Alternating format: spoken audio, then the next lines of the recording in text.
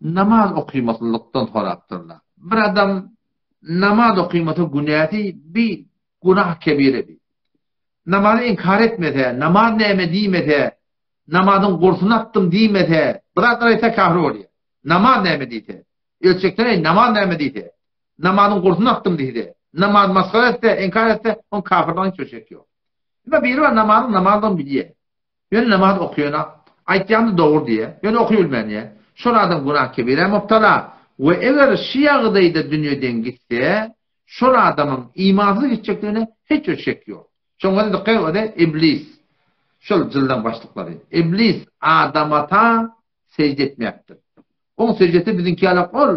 Etek gidip secde etmek demiş. Yani başın vermiştik da. Ona adam da aydınlattır, tekbir de aydınlattır.